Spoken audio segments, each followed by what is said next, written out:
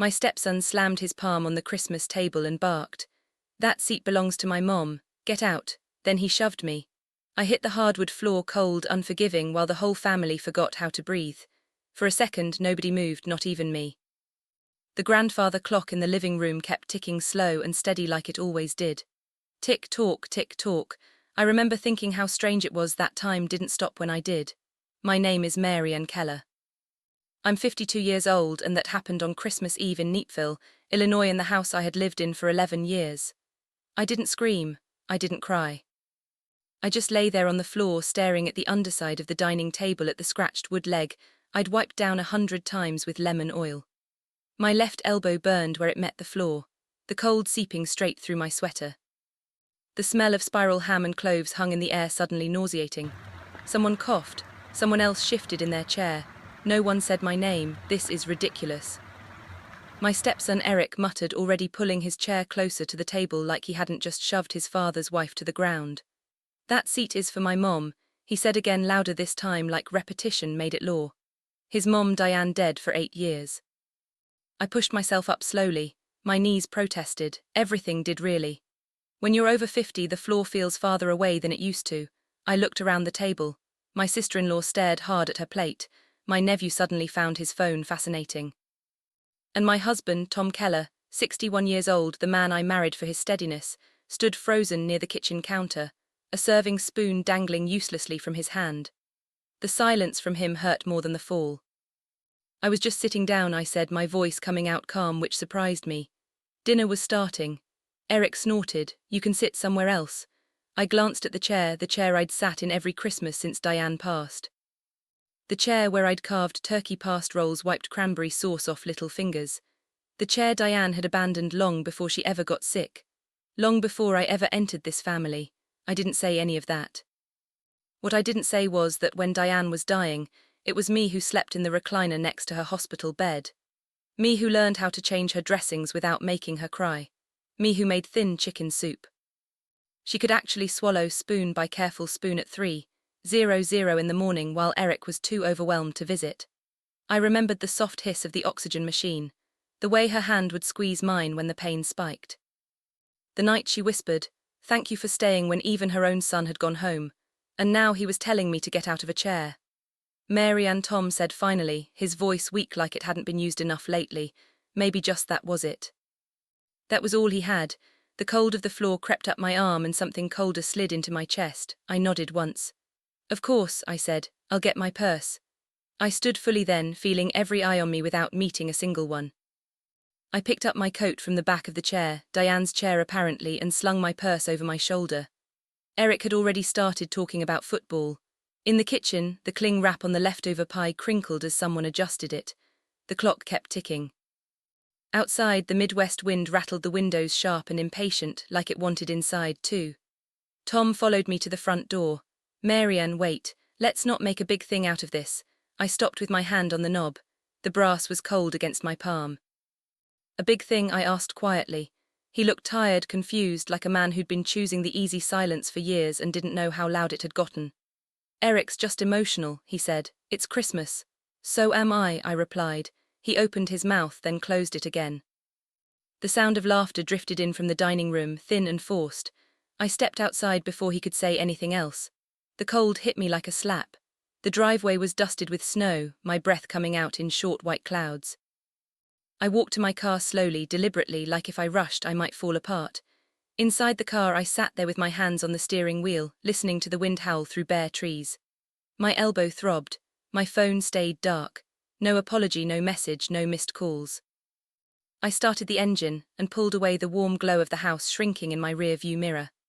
As I drove, the radio played a cheerful Christmas song I didn't bother to change. The lyrics talked about home and love and peace on earth. I laughed once, sharp and humorless.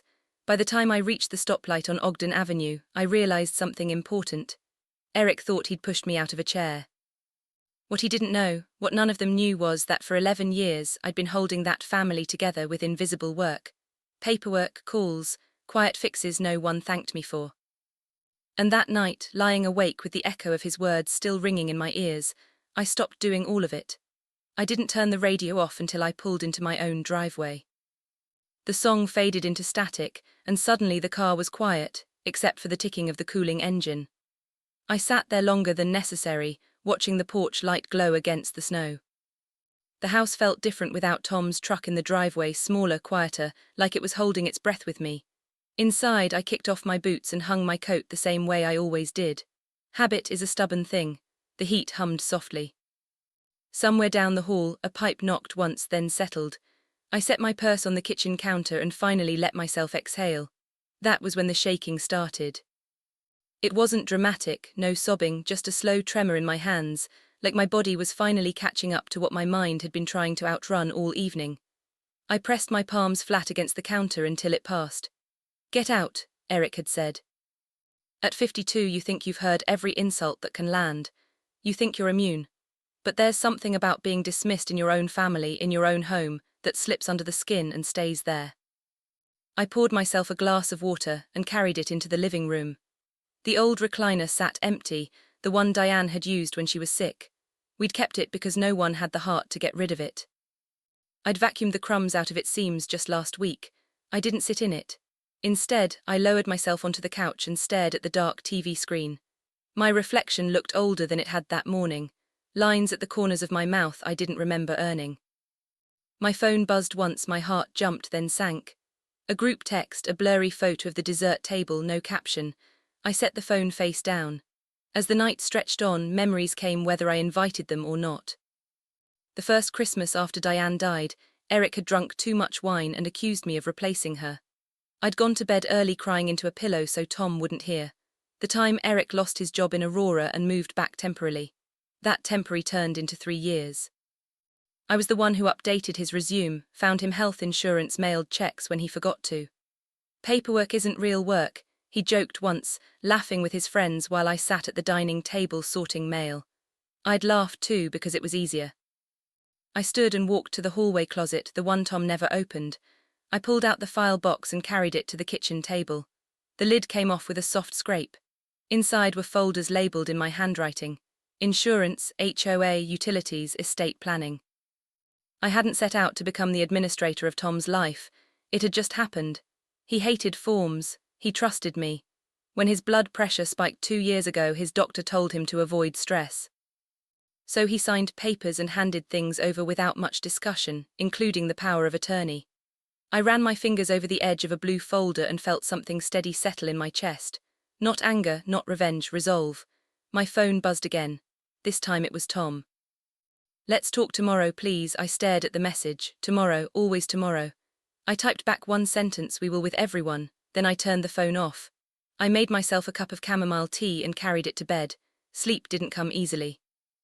My elbow throbbed when I rolled onto my side, a dull reminder that what happened was real, not something I could minimize later to keep the peace. Sometime after midnight, as the wind rattled the windows, I made a quiet decision. I wasn't going to yell. I wasn't going to threaten. I wasn't going to beg for respect from a man who'd never given it freely. I was simply going to stop protecting him from the consequences of his own behavior, and for the first time in years, that thought didn't scare me. It felt like relief. Morning came quietly. No pounding headache, no dramatic awakening, just the soft grey light slipping through the kitchen blinds and the hum of the refrigerator cycling on and off. I stood at the sink in my robe drinking coffee I could barely taste, watching a thin line of steam curl upward like it always did. This was the hour of the day I usually used to clean up other people's messes. I didn't rush. I showered, I dressed. I chose a sweater Tom liked and jeans that fit just right. Nothing symbolic, nothing defiant, just myself as I was. At 7:43 I sat at the dining table with my laptop, the same table where I'd been told to get out less than 12 hours earlier. The chair felt sturdy beneath me. I opened my email. There were messages I recognized immediately, subject lines that had become background noise over the years. Reminder, final notice, action required. All things I had quietly handled before anyone else ever knew they existed. I clicked the first one. The insurance policy Eric had through Tom's company coverage I'd arranged when he lost his job was up for renewal. I had always paid it automatically, then reminded him to reimburse us when he could. Sometimes he did, sometimes he didn't. This time I didn't click renew. I clicked save for later, next email, correspondence. Eric's condo, technically still in Tom's name, had missed a deadline for a minor tax adjustment. Nothing catastrophic, but if ignored long enough it would snowball. I closed the message. I wasn't sabotaging anything. I wasn't changing a single line of legal language. I was simply stepping back. The laptop chimed softly as I logged into another account. One Tom had asked me to manage years ago back when his blood pressure medication was being adjusted, and the doctor told him to avoid stress. "I trust you," he'd said, sliding the papers across the kitchen counter. "You're better at this stuff." Anyway, that was the day he signed the durable power of attorney. Eric had been in the room half listening, scrolling on his phone. He'd rolled his eyes and said, "Wow, Dad, she really runs the show now." Everyone had laughed, I hadn't. I opened the blue folder and laid the documents out carefully, one by one. Estate planning, trust notes, beneficiary designations. Everything was clean, legal, clear. I wasn't taking anything from Eric. I was just no longer standing between him and reality. My phone buzzed on the table, a text from my sister-in-law. "Are you okay?" I typed back, "I'm fine." That wasn't a lie. By mid-morning I'd made 3 phone calls. All polite, all calm. I confirmed details, asked questions, took notes. The woman at the insurance office knew me by name. "You're always so organized, Marianne," she said warmly. "We appreciate that." I smiled at the phone. "Thank you, I won't be handling this account going forward." There was a pause. "Oh, should I make a note?" "Yes," I said, "that would be best." When I hung up, my hands were steady. Around noon, Tom called. I let it ring, not out of cruelty, out of clarity. I needed him to sit with the discomfort for once, to feel the gap I'd always filled. I heated up leftover soup and ate standing at the counter. The grandfather clock ticked in the living room, the sound somehow gentler in daylight. At 12:37 I finally sat down again and opened a new document. I titled it simply Boundaries. I listed them plainly.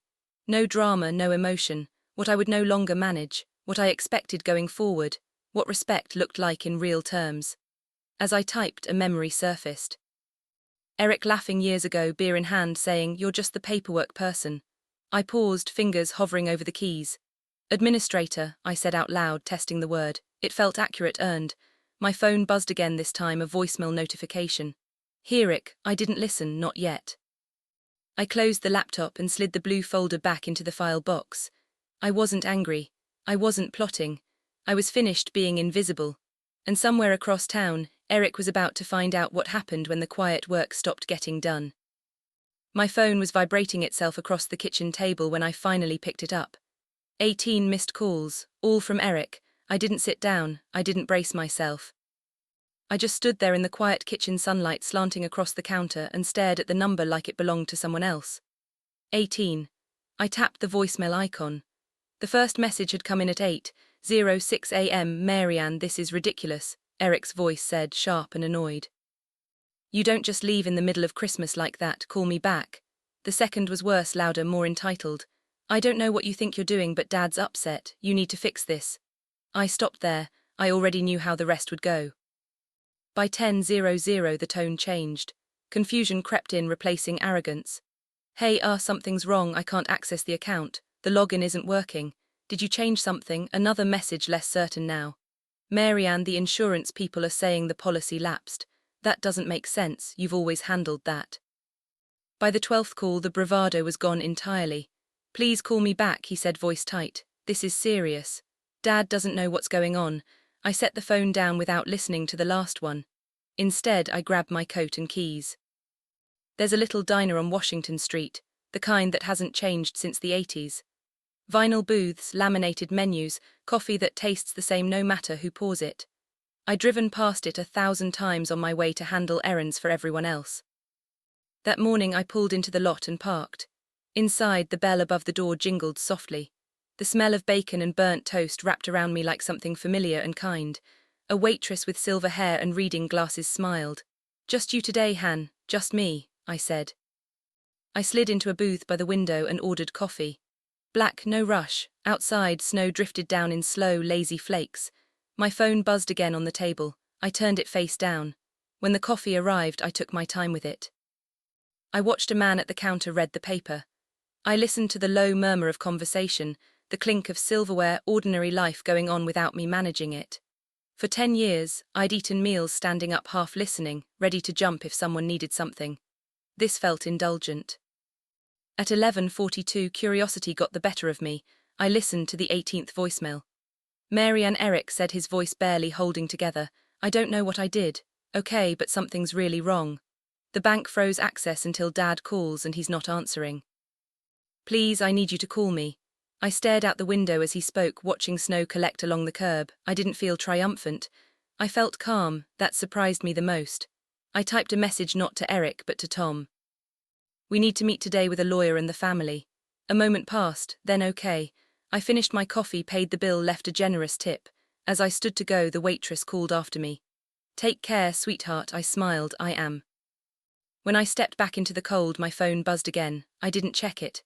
Eric had spent years believing I was optional, replaceable, invisible. Now the calls wouldn't stop, and for the first time I let them ring. The conference room at Henderson and Lowe smelled faintly of old books and fresh coffee.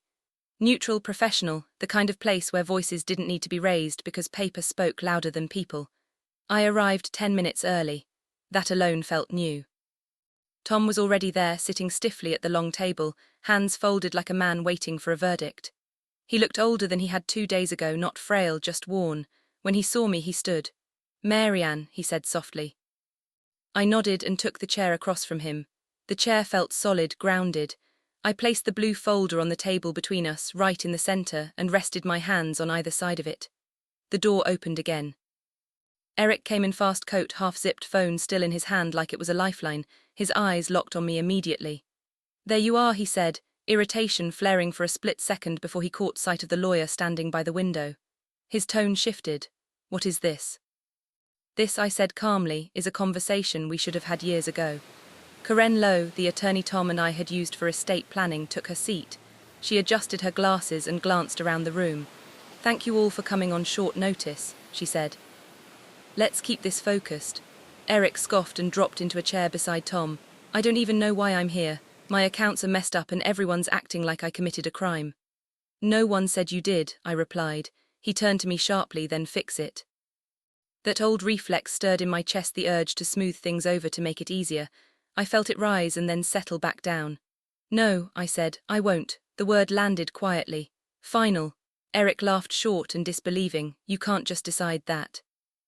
Karen cleared her throat. Actually, Mrs. Keller can. Eric frowned. What? I opened the blue folder. Inside were copies neatly tabbed, dates highlighted, signatures clear.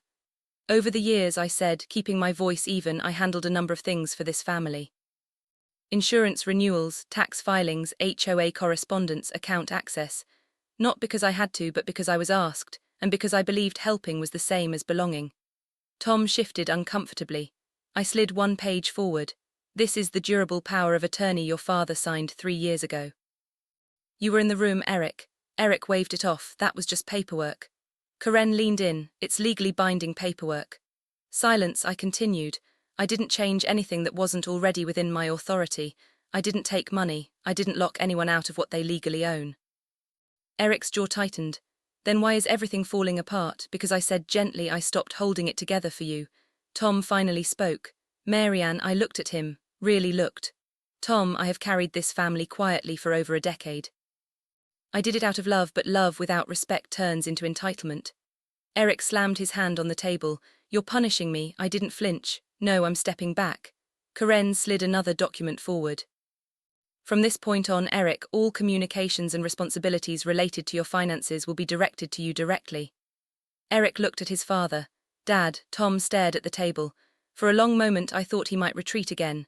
Choose silence, choose comfort, then he stood up. He walked around the table slowly, deliberately, and came to stand beside me. You don't get to talk to my wife like that, he said. The room went still. Eric's mouth opened, then closed. You're taking her side. Tom swallowed. I'm standing on the right one. Something in my chest cracked open, not pain this time. Relief. I closed the blue folder and met Eric's eyes. You pushed me out of a chair, I said. But what you really did was show me exactly how replaceable you thought I was. He looked smaller now. Not defeated, just stripped of his assumptions. You're welcome to be part of this family, I added, but not like before. Respect isn't free anymore. No one argued. Karen gathered the papers. The meeting ended without shouting, without drama, just truth laid bare. The house was quiet when we got home. Not the tense tiptoeing quiet I'd grown used to, but a settled kind. The kind that comes after a storm passes and you realize the roof is still standing. Tom hung his coat by the door without a word. I did the same. For a moment we just stood there in the entryway, two people who'd been married 11 years and were in some ways meeting each other again for the first time. I should have stopped it, he said finally. His voice was low. That night I nodded. I didn't argue, I didn't comfort him either. I know, I said that was enough. In the kitchen I put the kettle on, muscle memory. The grandfather clock in the living room chimed the hour. Clear, steady. The same clock that had ticked while I lay on the floor 2 nights ago. Funny how the sound hadn't changed, but everything else had. Tom sat at the table, the one Eric had claimed territory over like a flag. I took the chair across from him. The chair, neither of us mentioned it. We didn't have to. I didn't realize how much you handled, Tom said after a while. I guess I just assumed it all worked out. That's what invisible labor does, I replied. It makes things look effortless, he nodded slowly. I don't want it to be like that anymore. I studied his face, the lines, the sincerity mixed with regret. This wasn't a clean ending. Redemption rarely is, but it was real. Eric didn't call that night. He didn't call the next day either. Instead, he sent an email. Short, awkward, no excuses, just an apology that sounded like someone learning a new language. I didn't see what you did. I see it now. I'm sorry. I read it twice. I didn't respond right away. I wasn't angry anymore, but I wasn't rushing either. Over the next few weeks, the new order settled in. Bills Eric forgot to pay stayed forgotten. Appointments he missed stayed missed. Not catastrophes, just inconveniences he'd never had to face before. When he asked questions, I pointed him to the right office, the right number. I didn't make the call for him. The first time he said thank you, it was quiet, almost shy. Christmas decorations came down, life returned to its usual rhythm. Only now the rhythm included me. One morning I sat alone at the table with my coffee, sunlight pooling across the wood. I realized something then, something I wished I'd learned earlier. Being invisible isn't weakness. It's only dangerous when you let people forget you're there. I hadn't screamed. I hadn't ruined anyone. I hadn't even raised my voice. I'd simply stopped giving my labor away without dignity attached to it. That was the revenge, not humiliation, not destruction. Authority. Legacy isn't about what you leave behind in a will. It's about what you teach people they're allowed to take from you while you're alive. I stayed in that chair, and no one ever asked me to move again. If this story sounded familiar, if you've ever felt overlooked in your own family, quietly carrying more than your share, I hope you remember this. You are not invisible, and even quiet hands can hold real power. If this story meant something to you, take a moment to reflect on it. Share it with someone who might need it, or stay with me for more stories like this, because it's never too late to reclaim your place at the table.